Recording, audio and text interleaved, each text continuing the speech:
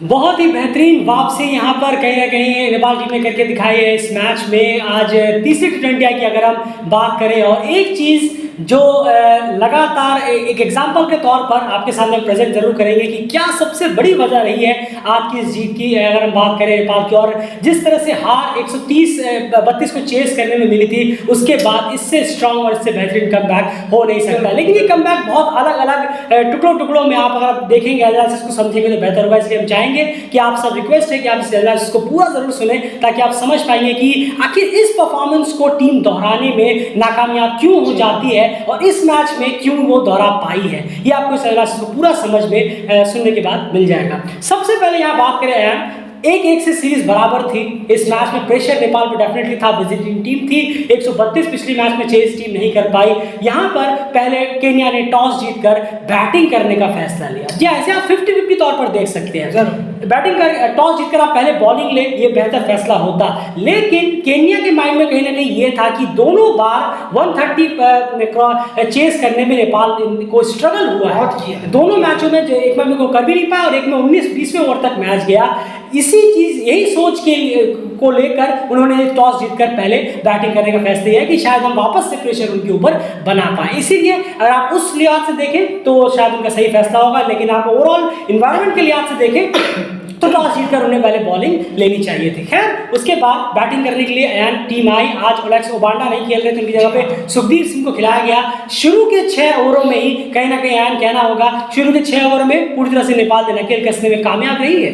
नहीं, बिल्कुल। और शुरू के 6 ओवर में ही 29 पे 2 ये स्कोर लीड कर रहा था केन्या का, जो कि बहुत ज़्यादा फिर से वही शुरुआत, सेम शुरुआत, कुछ हुआ नहीं। दोनों ओपनर पैविलियन लौट गए और बहुत ज़्यादा दिक्कत शुरू हो गई नेपाल केन्या के खेमे में, जो हर बार होती है शुरू के 6 ओवर में। और 29 पे 2 और सोमपाल कामी और आदिल अंसारी ने जबरदस्त शुरू में स्ट्राइक दिलाई। बिल्कुल, तो यहाँ पर 2 विकेट जरूर खोए केन्या ने। 29 रन 2 विकेट इस सेशन में बनाए। यहाँ पर कहना होगा करण केसी थोड़े से ऑफ इस टूर में बिल्कुल नजर आ रहे हैं। तीनों मैचों में वो करण केसी देखने को हमें नहीं मिले जो हम अमूमन देखा करते हैं। तो करण केसी यहाँ पर डेफिनेटली थोड़ा सा स्ट्रगल करते हुए नजर जरूर आ रहे हैं इन तीनों ही मैचेस की अगर हम बात करें। उसके बाद वाला जो फेस है, अगर आप मुझे यहाँ पर स्टैट्स दें, उसके बाद वाला जो फेस है वहां पर राकिब पटेल और इरफान करीम, दाद देनी होगी इन दोनों बैट्समैन की। जिस तरह से इन्होंने, सिर्फ आज के मैच में नहीं, पहले मैच में भी जिस तरह से इन दोनों ने बैटिंग अब तक करी है,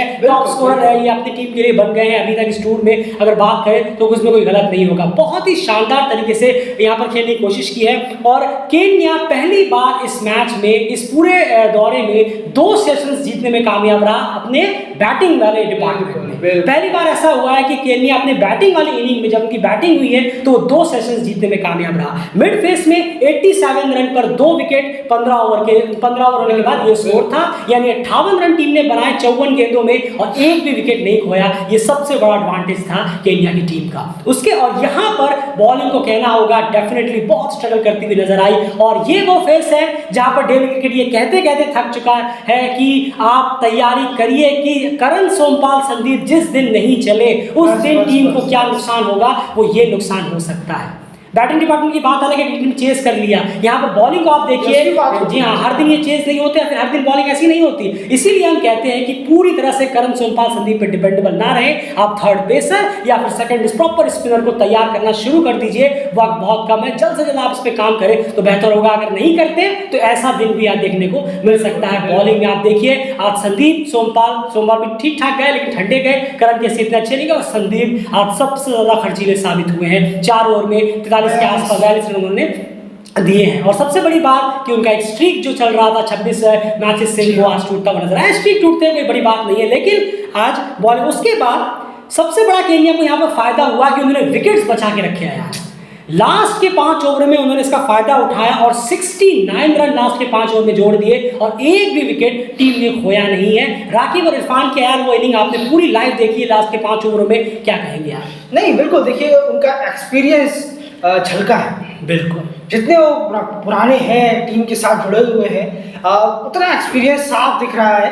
और नेपाल के जो बॉलर्स हैं, मिस फील्डिंग भी हुई है, काफ़ी स्लॉट एरियाज में बॉल दिए गए हैं आखिरी के 5 ओवरों में, और इसका खामियाजा बहुत ज़्यादा भुगतना पड़ा है नेपाल के बॉलर्स इसका को। फायदा बहुत अच्छे से उन दोनों ने उठाया भी है। बिल्कुल बिल्कुल सही कहा आपने। और इतने एक्सपीरियंस बैट्समैन के सामने अगर आप इस तरीके की बॉलिंग करेंगे, स्लॉट एरियाज में देंगे, काफ़ी ज़्यादा वाइड उनको ऑप्शन देंगे, जी हाँ। तो फिर वो दोनों हाथों से इसका स्वागत करेंगे और यही हाल करेंगे जो आखिरी के 5 ओवर में किया। और पहली बार इस सीरीज में 150 का स्कोर वो लगाने में कामयाब। बिल्कुल, और 69 रन, कोई विकेट नहीं खोया और 156 रन 2 विकेट के नुकसान पर 20 ओवर में टीम ने खड़ा कर दिया। बहुत ही अच्छा टोटल आप कह सकते हैं खड़ा किया टीम ने, इसमें कोई दरार नहीं है।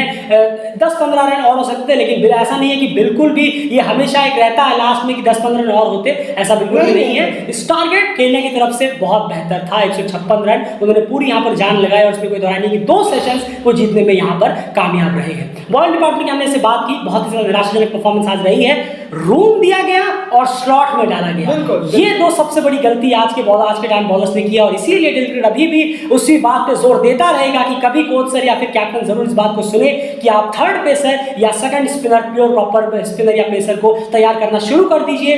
ऐसा दिन अगर कभी आता है तो वो बॉलर्स बहुत ज्यादा काम आएंगे। अब आपने अचानक से एक मैच में साहब को ले आ रहे 3 ओवर दे दिए तो कैसे चलेगा। आप एक बॉलर को लगातार लेकर आ रहे होते और उनके ऊपर भरोसा जता रहे होते तो शायद यहाँ पर चीजें बेहतर हो सकती थी। 157 रन चेस करने के लिए नेपाल की टीम जब उतरी, प्रेशर डेफिनेटली था, क्योंकि यही टीम पिछले पहले मैच में 130 चेस करते करते 20 ओवर तक गई और नेक्स्ट मैच में 132 चेस करते करते ढह गई। टीम कर भी नहीं पाई 18 रन से वो मैच का। डेफिनेटली प्रेशर में जरूर थे। यहाँ पर कहना होगा आज आसिफ एब्सेंस थे, इसमें ये गलत फैसला जरूर था। बिल्कुल जी हाँ, आपने अर्जुन साउथ को लेकर आए वो ठीक था, लेकिन जिनकी जगह पर लेकर आए वो गलत था। आप पवन श्रॉफ की जगह पर डेफिनेटली आप पवन श्रॉफ की जगह पर अर्जुन साउथ को ला सकते थे, उसमें कोई दरार नहीं। अर्जुन साउथ को लेके आए, अच्छा है, वो खेलने का मौका मिला। आसिफ से का एक्सक्लूजन बिल्कुल भी सही नहीं है। आप ऑलरेडी एक पेयर 2 पेयर में से एक को हटा चुके हैं, इस दौर में ना लाकर आसिफ को भी आपने हटा दिया, ये एक पोर सिलेक्शन जरूर आप कह सकते हैं। आपको अर्जुन को लाना था, पवन की जगह पर ला सकते थे। पवन और अर्जुन ने शुरुआत करी है यार, जिस चीज की यार लगातार चर्चा यहाँ पर हम करते रहते हैं। डेल क्रिकेट ने हर वीडियोस में, अभी भी कल ही एक वीडियो में बनाया था T20 बैटिंग परफॉर्मेंस 2 मैचेस में क्या हुआ है, हमने आपको सबके स्ट्राइक रेट्स गिनाए थे। आज आप जरा एक बार स्ट्राइक रेट का स्क्रीनशॉट रख के देखिए अपने सामने। आप एक बार स्कोर कार्ड पे जाइए और स्ट्राइक रेट्स अगर आप प्लेयर्स के देखेंगे, एक भी प्लेयर का स्ट्राइक रेट आपको 100 से नीचे नहीं मिलेगा। बिल्कुल सही। यही प्रॉब्लम टीम के साथ जुड़ी हुई है और ये लगातार डेल क्रिकेट हमेशा जोर देकर कहता रहता है कि आप इतना डिफेंसिव क्रिकेट क्यों खेलते हैं जब आप इस तरीके का क्रिकेट खेल सकते हैं। स्ट्राइक, अब आप दूसरी तरफ भी देखिए, एक एग्जांपल और है। यहाँ पर 6 ओवर में 53 रन बना दिए नेपाल ने और सिर्फ 1 विकेट खोया।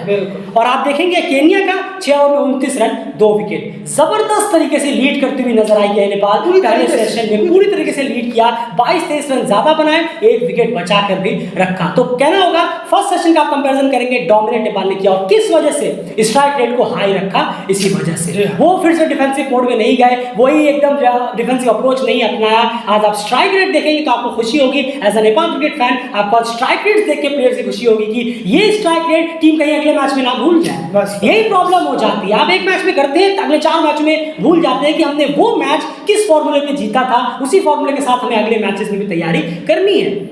अब आप उसके बाद देखिए, यहाँ पर पवन श्रॉफ ने अपना विकेट डेफिनेटली खराब शॉट खेलकर गंवा दिया। जब आपके उस ओवर में 6 आ चुका था, आप वहां पर सिंगल लेकर अर्जुन को स्ट्राइक दे सकते थे। उनके पास और अलग शॉट्स होते और बॉलर को बॉल चेंज करनी होती। एंड उसके बीच के फेस की मैं बात आपसे पूछना चाहूंगा। 15 ओवर खत्म होते होते 105 रन 3 विकेट नेपाल का ये स्कोर रीड करा था। 52 रन बने और 2 विकेट यहाँ पर गिरे। ये वो फेस था जहां पर वापस से केन्या ने इस फेस को जीता। यानी अब तक जो फेस की बात करें वो था 3-1। नहीं बिल्कुल, और यहाँ पे थोड़ा सा स्लो जरूर हुआ, इतना स्लो नहीं हुआ, लेकिन फिर भी रन बॉल अच्छा किया नेपाल ने कि रन बॉल चलते रन बनाए हैं। और लेकिन केन्या के बॉलर्स ने थोड़ा बहुत, इतना नहीं कहूँगा लेकिन थोड़ा, सिर्फ एक है यानी पटेल, बिल्कुल थोड़ा बहुत डिसिप्लिन की कोशिश की, लेकिन आज कुछ और ही इरादा था, कुछ और ही सोच थी। ज्ञानेंद्र मल्ला की हो, अर्जुन साउथ की हो, यंग प्लेयर है, उन्होंने तरह के शॉट के बाद बिल्कुल करें। तो बिल्कुल ये नेपाल के इंटेंसिटी और खेलने का तरीका ही था कि आज केन्या के जो बॉलर्स हैं वो थोड़ा सा आज डगमगा गए हैं मिड फेज में। ये होता ही है, अगर आप एग्रेसिव अप्रोच अपनाएंगे तो डेफिनेटली बॉलर्स प्रेशर में आएंगे, चाहे वो कोई किसी भी तरीके का ऑपोजिशन, किसी भी तरीके का अटैक बॉलिंग डिपार्टमेंट में क्यों ना हो। लेकिन ये कि आपको सोच समझ कर स्ट्रोक्स लेने हैं, ये देखने वाली बात है। कुछ गलतियां भी जरूर यहाँ पर हुई है। उसके बाद लास्ट सेशन की बात करें अगर हम, तो लास्ट सेशन में यहाँ पर 160 रन पे 6 विकेट और 19.3, लास्ट सेशन में 55 रन बने 27 गेंदों में बना दिए टीम ने और 3 विकेट यहाँ पर खो दिए। एक चीज अब मैं आपको छोटी छोटी गलतियां बताता हूँ क्या हुई है। अर्जुन सौद जिस तरह की इनिंग खेली है, बहुत ही कमाल की इनिंग खेली है। उनकी पहली इंटरनेशनल इनिंग यहाँ पर T20 में थी सीनियर लेवल पर और बहुत ही अच्छा उन्होंने खेला। उनके शॉट्स जो हैं वो बहुत अच्छे थे, इसमें कोई दौराय नहीं है। डेफिनेटली इस प्लेयर को अभी बस वही दिक्कत है, अब यंग प्लेयर जब आता है तो एक दो इनिंग बहुत अच्छी खेलता है, लेकिन इसी चीज को यूटिलाइज करने में कोच, बोर्ड और कैप्टन जो है वो नाकामयाब हुए हैं। कुशल मल्ला ना, जी हाँ, कहीं वही मैं कह रहा हूँ, कहीं ऐसा नहीं कि कुशल मल्ला की तरह फिर कुशल मल्ला में क्या शुरुआत की थी, उसके बाद फिर कुछ यूटिलाइज प्लेयर नहीं कर पाए, कुछ कुशल मल्ला से गलतियां हो गई और फिर अब देखिए कुशल मल्ला कहाँ बैठे। तो यंग प्लेयर्स आते तो हैं, अच्छा परफॉर्म करते तो हैं, लेकिन वो बोर्ड, कैप्टन और कोच जो है उनका यूटिलाइज ठीक से करते हुए नजर नहीं आते। अब कितने मैचेस अर्जुन सौद को मिलेंगे, नहीं मिलेंगे, कि कब वो बैठेंगे, कब बाहर होंगे, सब बात की बात है। लेकिन आज के मैच की बात करें तो उनकी इनिंग बहुत ही शानदार रही है। उसके बाद वो आउट हुए, चलिए उसके बाद वो आउट हुए, थोड़े से अननेसेसरी स्ट्रोक के लिए वो गए, वहां पर वो बच सकते, लेकिन चलिए उसी स्ट्रोक की वजह से उन्होंने अच्छे खासे रन भी बनाए और एक एग्रेसिव अप्रोच भी अपना के रखा। दीपेंद्र सिंह यारी की मैं बात करना चाहूंगा, उसी ओवर में अर्जुन सौद का विकेट गिरा, उसके बाद दीपेंद्र सिंह ने 7 रन बना दिए थे। 5 बॉलों में 7 रन टीम को मिल गए थे और यकीन मानिए मैंने उस वक्त अयान से कहा कि अगर यहाँ पर कैमरा होता तो आप शायद उसे यकीन मानते। मैंने उस टाइम अयान से कहा कि 7, चलिए विकेट गिर गया लेकिन फिर भी 7 रन आ गए टीम के लिए, अब यहाँ पर सिंगल लेके 8 रन का निपटा दो क्योंकि 8 का ही रिक्वायरमेंट चाहिए। एग्जैक्टली मैंने ये कहा। दीपेंद्र सिंह यानी क्या करते हैं, छक्का मारने के लिए चले जाते हैं और फिर विकेट गंवा देते हैं। फिर वही प्रॉब्लम टीम के साथ कि आप रिक्वायर्ड रन रेट को बोर्ड में देख ही नहीं रहे हैं और वही गलती दोबारा से कर रहे हैं। वो तो अच्छा अप्रोच है, यहाँ पर दाद देनी होगी आपको दूसरी तरफ आपके जो प्लेयर थे ज्ञानेंद्र मल्ला। आज एक्सपीरियंस डेफिनेटली काम आया है, बस इसी रीजंस की वजह से हम चाहते हैं कि ज्ञानेंद्र मल्ला वनडे में ज्यादा खेले। उनको तीनों मैचेस जबरदस्त तरीके से वनडे में मिले, T20 में हम इसलिए नहीं चाहते थे, लेकिन T20 में वो खेले, चलिए अब खेले तो खिला ही लिया है। उन्होंने परफॉर्मेंस करके दिखाया, बहुत अच्छा उन्होंने एक छोर संभाल कर रखा। दीपेंद्र सिंह यारी की एक बहुत बड़ी गलती हुई है कि वो रिक्वायर्ड रेट को देखकर नहीं खेलते हुए आज नजर आए। 7 रन आ गए थे, एक विकेट गिरा था, उसमें सेट बैट्समैन आउट हो गया, फिर भी उस शॉट के लिए जाना वो कहीं ना कहीं गलत शॉट जरूर था। ओवरऑल उसके बाद बात करें, थोड़ा सा लास्ट में टीम टकराई जरूर, लेकिन एट द एंड वहां पर भी जरूरत नहीं थी आदिल आलम को उठा के मारने की, 1 रन लेकर मैच खत्म किया सकता था, लेकिन चलिए आपने मैच को एट द एंड फिनिश किया और एक बहुत अच्छा यहाँ पर जो जीत है वो टीम को मिली है। एक चीज हम कहना चाहूंगा कि ज्ञानेंद्र मल्ला को अब इसी तरीके से अपने आप को टीम में बनाए रखना होगा। बिल्कुल, जब आप सीनियर हो जाते हैं, जब बहुत ज्यादा सीनियर हो जाते हैं, काफी पुराने हो जाते हैं, तब आपके सब बल्लों को देखते हैं, बस आपको नहीं देखेंगे कि आप कितने पुराने हैं, कितने एक्सपीरियंस है। नहीं, हम बहुत प्लेयर को देख चुके हैं, नेपाल के फैंस भी बहुत प्लेयर को देख चुके होंगे, हमने भी बहुत प्लेयरों को देखा है कि 10,000 12,000। अरे अभी रिसेंटली विराट कोहली को देख लीजिए, विराट कोहली को देख लीजिए।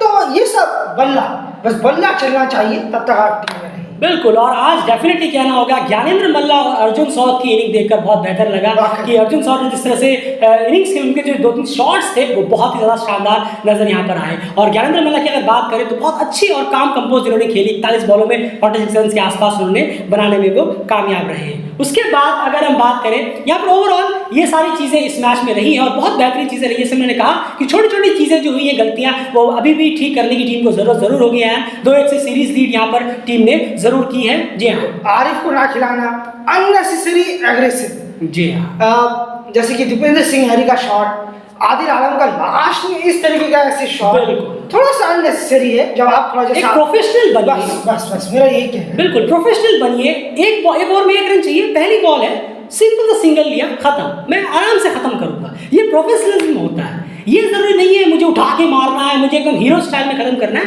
ये चीज़ें से बचे तो बेहतर होगा। आसिफ को एक्सक्लूजन करना बहुत ही खराब फैसला था, मैं अभी कहूंगा। आप पवन श्रॉफ की जगह पर अर्जुन सौद को ले सकते थे। ओवरऑल जीत मिली है, लेकिन जीत में इंटेंट बहुत अच्छा था। बस आप स्ट्राइक रेट एक बार देखिए वापस से जाकर स्कोर बोर्ड में, आपको खुशी होगी। बस यही फॉर्मूला टीम को अप्लाई करना है जब टीम चेस करे। बिल्कुल यही फॉर्मूला अप्लाई करना, अगर आप अप्लाई करने में कामयाब रहते तो आप बहुत सक्सेसफुल होंगे। लगातार डेलीगेट इस पे जोर देता रहता है कि आप स्ट्राइक रेट को बेहतर करें, आज सारे प्लेयर्स का स्ट्राइक रेट 100 से ऊपर नजर आया है। इस एनालिसिस में आप इसे समझने में कामयाब रहे होंगे। ओवरऑल एक बेहतरीन जीत मिली है, 2-1 से सीरीज में लीड मिली है। क्राउड्स को कहना होगा यार हैट्स ऑफ है दोनों ही टीमों के ग्राउंड्स को, केन्या और नेपाल के। क्या शानदार समा बना था, पूरा पैक्ड हाउसफुल स्टेडियम था। सच में इस सीरीज को जैसा सोच रहे थे शुरू में वैसा बिल्कुल नहीं निकली एक तरफा। बहुत एक्साइटिंग क्रिकेट केन्या ने भी प्रोवाइड कराया है और फैंस को भी दाद देनी होगी, केन्या क्रिकेट बोर्ड को भी। फिलहाल इस एनालिसिस में इतना ही। उम्मीद है आपको वीडियो पसंद आया होगा। जीत में छोटी छोटी गलतियों को मत भूलिए, या चौथे मैच में भारी पड़ सकती है, उन्हें ठीक करें तो बेहतर होगा। चौथा मैच ज्यादा देर नहीं, कल ही है। फिलहाल इस वीडियो में इतना ही गाइस। वीडियो को लाइक जरूर करिए और चैनल सब्सक्राइब जरूर कर लीजिए। आप सबसे रिक्वेस्ट है वीडियो को प्लीज शेयर करिए और वीडियोस को पूरा सुनने की जरूर कोशिश करिए।